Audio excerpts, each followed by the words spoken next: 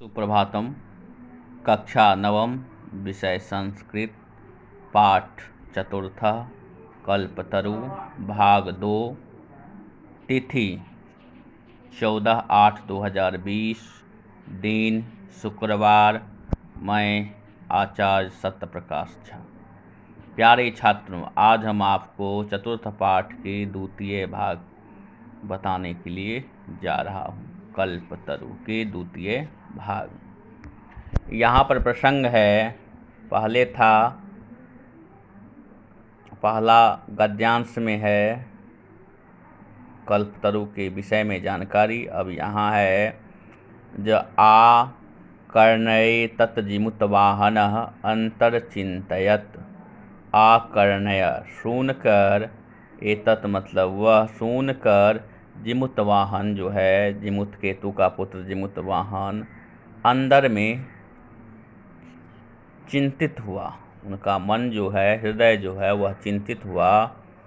अहो, बस अर्थात मन में सोचा जो अहो ईदृश ममरपादपं प्राप्यापि पूर्वे पुरुषे अस्माकं तादृशं फलं किमपि नासादितं, किन्तु केवलं केश्चिदेव कृपणः कश्चिदपि अरबो अर्षितः। कहा जो इस प्रकार के देव वृक्ष जो है, जो हमारे पूर्वजों के उद्यान वाटिका में है, उनसे वह लोग कोई वैसा फल प्राप्त नहीं किया जिससे कि इस संसार में कुछ परोपकार हो जाता। कहता है फिर किमपि, किंतु केवल कुछ ही लोग। अब कुछ लोग कैसा था, जो कृपण लोग, कंजूस लोग है, वही व्यक्ति ही इस वृक्ष से, कल्पतरु से कुछ धन उपार्जन किया। कहता है तदह अस्मात् मनोरम्भीष्टं साधयामि इति। कहता है इसलिए इस वृक्ष से मैं अपना अभीष्ट अथवा प्रिय जो है मनोरथ सिद्ध प्राप्त करता हूँ। एवं आलोच्य स पितुरन्तिकमागच्छत्। कहता है जो आकर, अर्थात इस प्रकार की मनोरथ सिद्ध करने के लिए उनके मन में विचार आया, वह अपने पिता के पास आकर के बोला, अर्थात एकांत में निवेदन किया।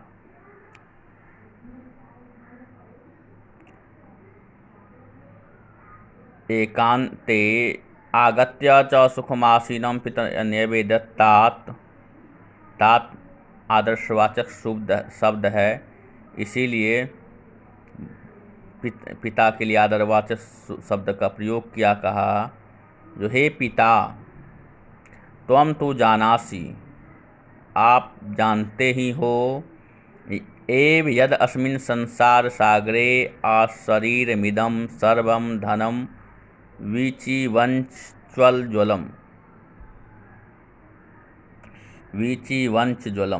कहता है जो आप तो जानते ही है क्या, जो इस संसार में जो है धन जो है वह क्या है, अर्थात सागर का जो जीवंत पर्यंत धारा होता है, सागर महासागर की जो धाराएं होती है, चंचल धाराएं, जो कभी ऊपर उठता है और कभी नीचे बैठता है, उसी प्रकार का यह धन भी है।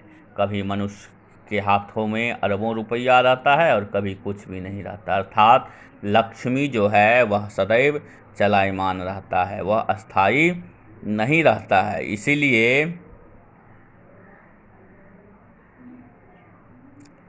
एकः परोपकार एवा अस्मिन् संसारे अनश्वरः। कहा जो एक ही चीज़ मनुष्य का रह जाता है, जो कभी भी इस संसार से नष्ट नहीं होता है, वह है परोपकार, जो कभी नष्ट नहीं होता है, जिनका युगों युगांतर तक नाश नहीं होता है। ओ युगांत पर्यंतम यज्ञ प्रसूते। कहा जो वह युगांत अर्थात युग के अंत तक यश उत्पन्न करता है। तस्माद् भीरिदृतः कल्पतरुः किमर्थः रक्षते। कहा आप लोग जो है वह कल्पवृक्ष की रक्षा की है, किस लिए? येस्य पूर्वैरयं मम मम इति आग्रहेण रक्षति ते इदानीं कुत्र गताः।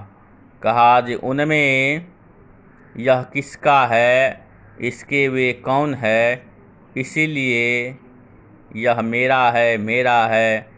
सिर्फ आप लोग इस वृक्ष की रक्षा की आपस में, लेकिन उससे किसी भी परोपकार की भावना उनसे प्राप्त नहीं किए, और जो कुछ कृपण लोग किया भी तो वह अपने ही लिए किया। इसीलिए आप लोग यह मेरा है इसकी रक्षा करें कि नहीं करें, यही सिर्फ विचार आप लोग के मन में आया। कहा तेषां कस्याम अश्वाकाते, अथवा इसके वे कौन है। तस्मात् परोपकारेक फल सिद्धये त्वम आज्ञादया इमं कल्पपादपम आराधयामि। कहता है इसलिए परोपकार की सिद्धि के लिए आप हमको आज्ञा दीजिए और मैं कल्प वृक्ष की आराधना करता हूँ। कहा जो अब मैं कल्प वृक्ष की आराधना करता हूँ। इस प्रकार जिमूत केतु से जिमूत वाहन निवेदन करता है और कल्प वृक्ष के विषय में उनकी उपलब्धि के बारे में बताता है। इससे यह तात्पर्य होता है कि मनुष्य को परोपकार हमेशा करना चाहिए। इसीलिए आकर्ण सुनकर अंदर प्राप्त मतलब प्राप्त करके, आसादितम मतलब इच्छित वस्तु को प्राप्त किया, आलोच्य विचार करके, साधयामी सिद्ध करता है, अंतिकम पाश शरीरम जीवन पर्यंतम विविक्तम तरंग की तरह प्रसूते उत्पन्न करता है, आराधयामी आराधना करता हूँ, निवेदयामी निवेदन करता हूँ। इसी प्रकार जानासी जानता हूँ, यद अस्मिन संसार सागरे इस संसार में इस दुनिया में सागर इस तरह जो है इस महान वृक्ष कल्पतरु की उपादेयता को उन्होंने समझा। कौन? तो जिमूत केतु। गृह कार्य के अंतर्गत आप इसको पढ़ेंगे। शेष शुभ हो।